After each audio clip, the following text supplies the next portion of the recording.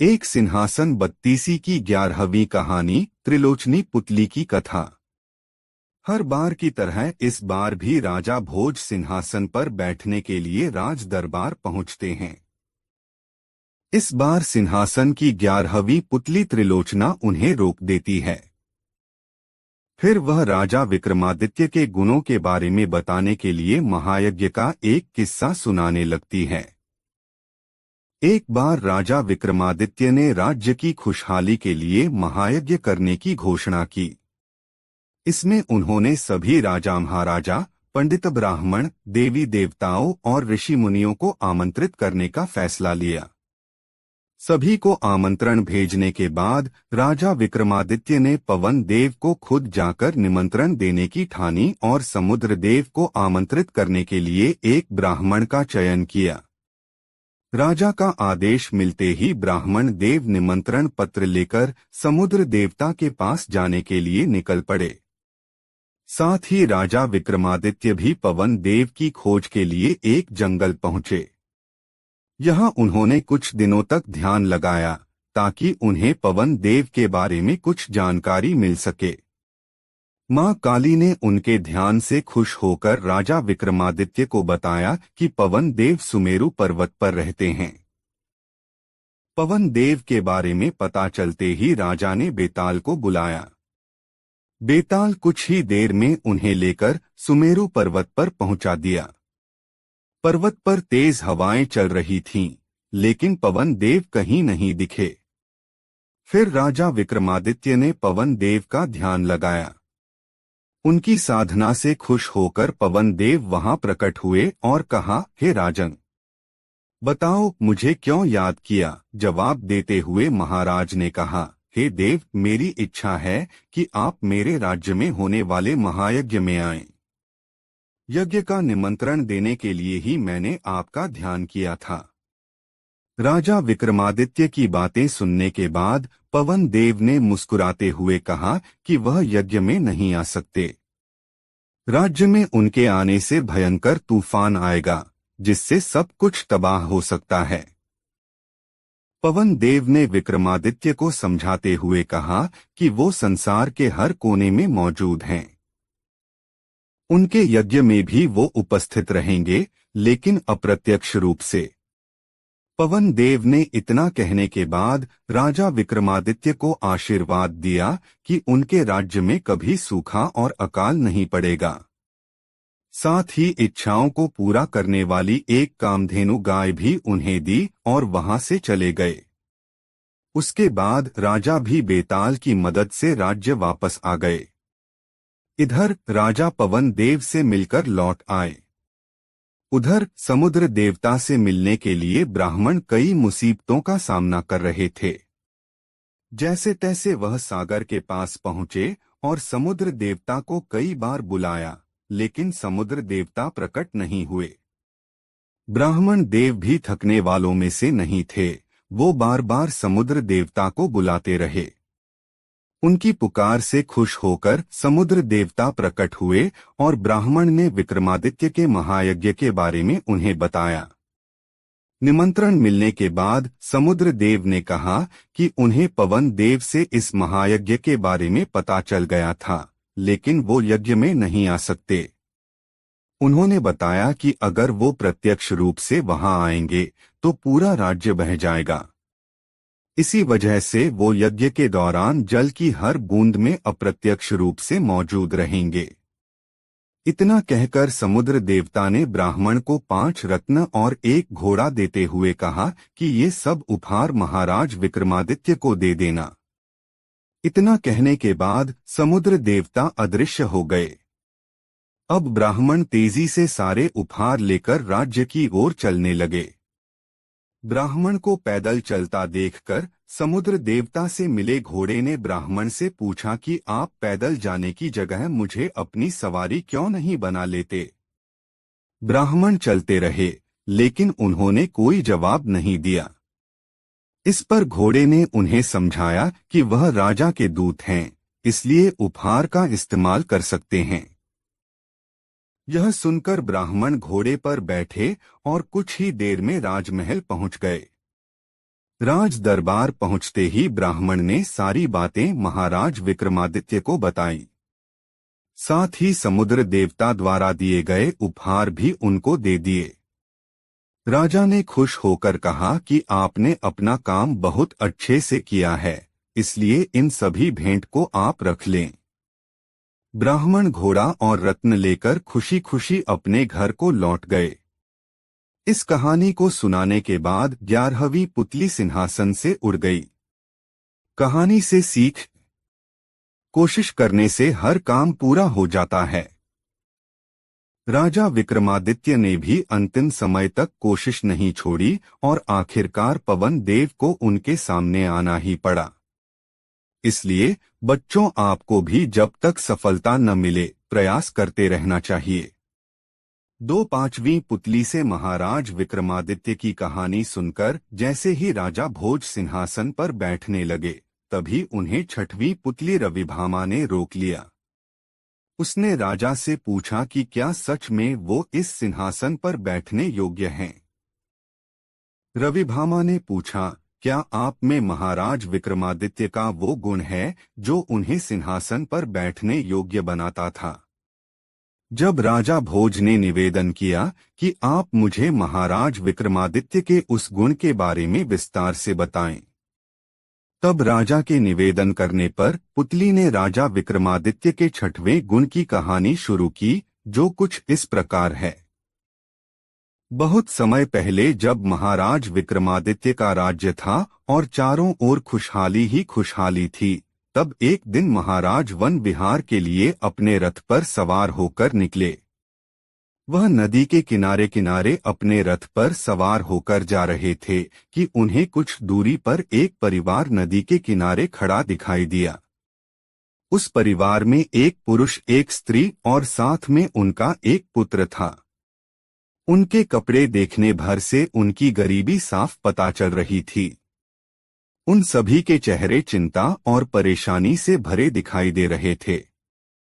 विक्रमादित्य उन सभी को देख ही रहे थे कि अचानक तीनों ने नदी में छलांग लगा दी। पुरोहित बीरबल को स्वर्ग भेजने के लिए महल से कुछ दूर घास का एक ढेर लगवाते हैं। बीरबल को स्वर्ग भेजने के लिए घास के ढेर के अंदर भिजवाया जाता है। घास के ढेर के अंदर जाते ही पुरोहित घास के ढेर में आग लगा देते हैं और बीरबल को स्वर्ग भेजने की प्रक्रिया पूरी होती है। धीरे धीरे 2 महीने बीत जाते हैं और राजा अकबर को बीरबल की चिंता होने लगती है। तभी अचानक बीरबल दरबार में हाजिर हो जाते हैं। राजा अकबर बीरबल को देखकर प्रसन्न होते हैं और अपने पूर्वजों का हालचाल पूछते हैं। तब बीरबल बताते हैं, आपके पूर्वज काफी खुश हैं और मजे में हैं। उन्हें बस एक ही तकलीफ है कि उनकी दाढ़ी और बाल काफी बड़े हो गए हैं, जिन्हें काटने वाला स्वर्ग में कोई नाई नहीं है। इसलिए वहां उन्हें एक नाई की जरूरत है। बीरबल कहते हैं, ऐसे में हमें आपके पूर्वजों के लिए एक अच्छे नाई को स्वर्ग भेजने की तैयारी करनी चाहिए। बीरबल की इस बात पर राजा नाई को स्वर्ग जाने का आदेश देते हैं। राजा का आदेश सुनकर नाई घबरा जाता है और राजा के पैरों में गिरकर माफी मांगने लगता है। नाई राजा से कहता है कि यह सब कुछ उसने वजीर अब्दुल्लाह के कहने पर किया था। यह सब उन्हीं की साजिश थी ताकि वह बीरबल को अपने रास्ते से हटा सकें। अब राजा अकबर के सामने सारी सच्चाई आ चुकी थी। ये सब जानने के बाद राजा अकबर ने वजीर अब्दुल्लाह और उनके साथियों को दंड देने का आदेश दिया। अंत में राजा अकबर बीरबल से पूछते हैं, तुम्हें इस सच्चाई का पता कैसे चला और तुम घास के ढेर में आग लगने के बाद कैसे बच गए? तब बीरबल जवाब देते हैं, आग के ढेर में जाने की बात सुनकर मुझे इस साजिश का अंदाजा हो गया था। इसी वजह से मैंने 11 दिन का समय मांगा था। उन 11 दिनों में मैंने उस घास के ढेर वाले स्थान के नीचे से अपने घर तक एक सुरंग बनवा दी थी। उस सुरंग के जरिए ही मैं वहां से बचकर निकल पाया। बीरबल की पूरी बात सुनकर राजा बहुत प्रसन्न हुए और बोले, वाह बीरबल वाह, यह काम केवल तुम ही कर सकते थे।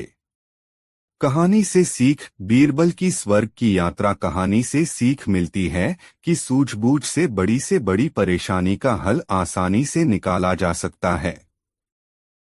5 बादशाह अकबर को शिकार करना बहुत पसंद था। एक बार की बात है, बादशाह अकबर अपने सैनिकों के साथ शिकार पर निकले। शिकार करते करते वो इतने आगे चले गए कि वो अपने दल से छूट गए। उनके साथ बस कुछ ही सैनिक रह गए थे। अब शाम होने को थी और सूरज ढलने वाला था। साथ ही अकबर और उनके साथ के सैनिकों को भूख भी सताने लगी थी। काफी दूर निकल आने पर बादशाह अकबर को यह एहसास हुआ कि वो रास्ता भटक गए हैं। वहां आसपास कोई नजर भी नहीं आ रहा था जिससे रास्ते के बारे में पूछा जा सकता था। थोड़ी दूर और चलने पर उन्हें एक तिराहा नजर आया। बादशाह को यह देखकर थोड़ी खुशी हुई कि चलो इनमें से कोई न कोई रास्ता राजधानी तक तो जाता ही होगा। लेकिन सभी इसी उलझन में थे कि किस रास्ते पर चला जाए। तभी सैनिकों की नजर सड़क किनारे खड़े एक छोटे से लड़के पर पड़ी। वह लड़का बड़ी हैरानी से महाराज के घोड़े और सैनिकों के हथियारों को देख रहा था। सैनिकों ने उस बालक को पकड़कर महाराज के सामने पेश किया।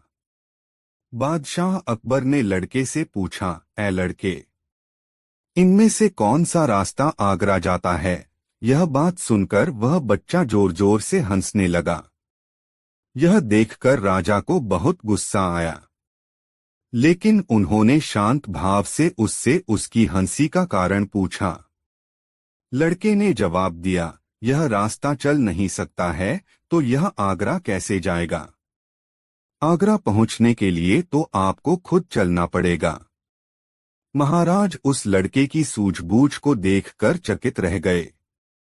उन्होंने प्रसन्न होकर उस बच्चे का नाम पूछा। लड़के ने जवाब में अपना नाम महेश दास बताया। महाराज ने उसे इनाम में सोने की अंगूठी दी और दरबार में आने का न्योता दिया। इसके बाद बादशाह अकबर ने लड़के से पूछा, क्या तुम मुझे बता सकते हो कि किस रास्ते पर चलने से मैं आगरा पहुंच पाऊंगा? लड़के ने बड़ी ही शालीनता से सही रास्ता बताया और महाराज अपने सैनिकों के साथ आगरा की ओर चल पड़े। यही लड़का बड़ा होकर बीरबल के नाम से प्रसिद्ध हुआ और बादशाह अकबर के नवरत्नों में से एक कहलाया। कहानी से सीख। इस कहानी से हमें यह सीख मिलती है कि ज्ञान और सूझबूझ का सम्मान करना चाहिए। 6 बादशाह अकबर कुछ मजाकिया इंसान थे। उन्हें मजाक बेहद पसंद था। एक दिन उन्होंने नगर के सेठों को हुक्म दे डाला कि आज से उन्हें पहरेदारी पर लगाया जाता है। यह सुनकर सेठ घबरा गए और बीरबल के पास पहुंचकर अपनी परेशानी का हल मांगने लगे।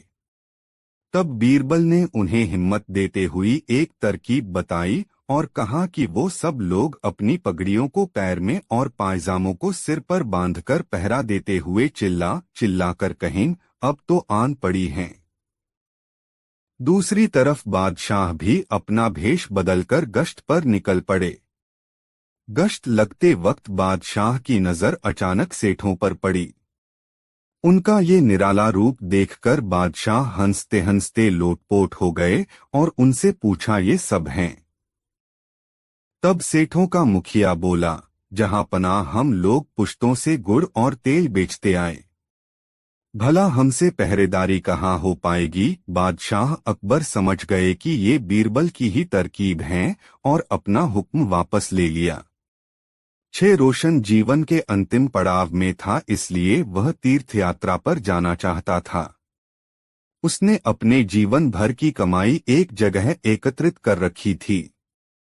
जब उसके मन में तीर्थ यात्रा पर जाने का ख्याल आया तो उसने उसमें से कुछ अशर्फियां निकल ली और बाकी बची हुई 1000 अशर्फियां एक थैली में भर ली और अपने मित्र दीनानाथ को देते हुए बोला, मित्र, यह मेरे जीवन भर की कमाई है। अब मैं तीर्थ यात्रा पर जा रहा हूँ।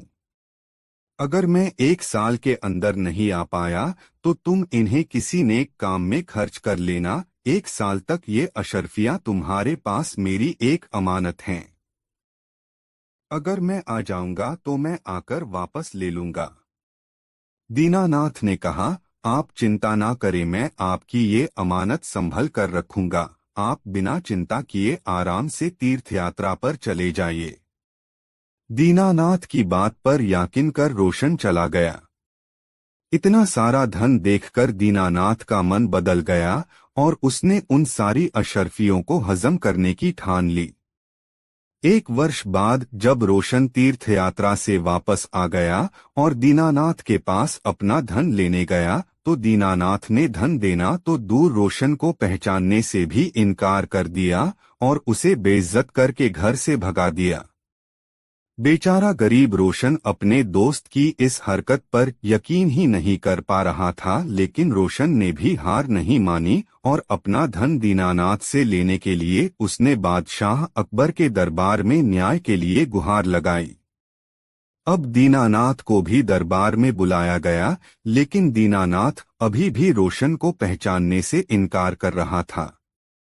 रोशन के पास अपनी बात को साबित करने के लिए ना तो कोई गवाह था और ना ही कोई सबूत। सच्चाई का पता करने के लिए बादशाह ने ये मामला बीरबल को सौंप दिया। बीरबल ने दोनों से दोबारा पूछताछ की, लेकिन दीनानाथ अपनी बात पर अटल रहा।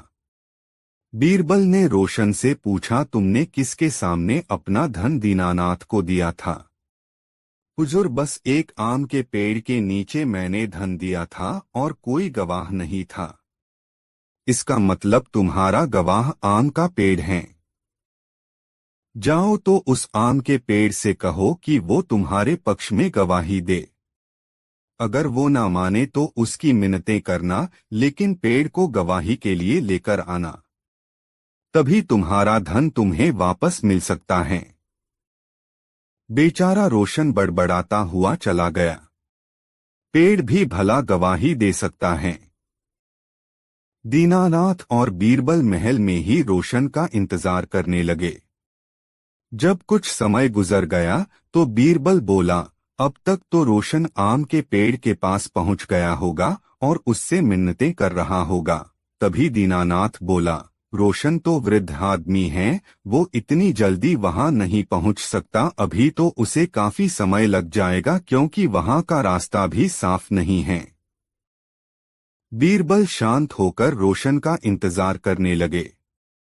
बहुत देर बाद रोशन महल में आया और बोला, महाराज, मैंने पेड़ से बहुत मिन्नतें की लेकिन वो वही का वही खड़ा रहा। अब आप ही बता दीजिए मैं क्या करूं? बीरबल ने रोशन को आश्वासन देते हुए कहा, तुम चिंता मत करो, पेड़ तुम्हारे पक्ष में गवाही देकर चला गया है। दीनानाथ ने आश्चर्यचकित होकर पूछा, पेड़ कब आया? मैं तो कब से यही बैठा हुआ हूँ। बीरबल बोले, दीनानाथ, जब मैंने तुमसे पूछा था कि रोशन उस पेड़ के पास पहुंच गया होगा तो तुमने तुरंत इनकार कर दिया। इसका मतलब कि तुम उस जगह के बारे में अच्छी तरह जानते थे, लेकिन तुम झूठ बोल रहे थे। अब तुम सीधे सीधे अशर्फियों के बारे में बताते हो या मैं अपने तरीके से पूछूं? बेचारे दीनानाथ ने डर के मारे सब कबूल कर लिया। उसने रोशन से माफी मांगकर उसका सारा धन वापस कर दिया। साथ एक बार बादशाह अकबर दरबार में बैठे राजकाज की चर्चा में व्यस्त थे कि अचानक दरबान ने आकर बताया, महाराज, महल के बाहर 2 व्यक्ति एक थैली के ऊपर झगड़ा कर रहे हैं। बादशाह ने दोनों को अंदर बुलवाया और उनकी समस्या के बारे में पूछा। तभी उनमें से एक व्यक्ति बोला, हुजूर, मेरा नाम काशी है और मैं तेल बेचता हूँ।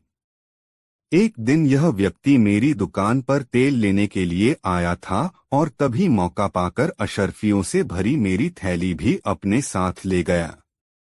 जब मैंने इससे उस थैली के बारे में पूछा तो यह उस थैली को अपनी थैली बताने लगा। अब तो हुजूर आप ही न्याय करें। बादशाह अकबर ने कसाई से पूछा, तुम्हें इस बारे में कुछ कहना है? जहां पनाह, मैं रमजान कसाई हूँ। जब यह आज मेरी दुकान पर आया तब मैं आज के बिके हुए मांस से आई अशर्फियों को गिन रहा था कि इसने मेरे हाथ से थैली छीन ली और अब उसे अपनी बता रहा है। हुजूर, मैं गरीब आदमी हूँ, आप मेरी अशर्फियों की थैली मुझे वापस दिलवा दीजिए। दोनों का पक्ष सुनकर बादशाह सोच में पड़ गए कि आखिर सही कौन है, किसके हक में फैसला सुनाए। तब उन्होंने बीरबल से सच पता लगाने के लिए कहा और उन दोनों को बाहर भेज दिया।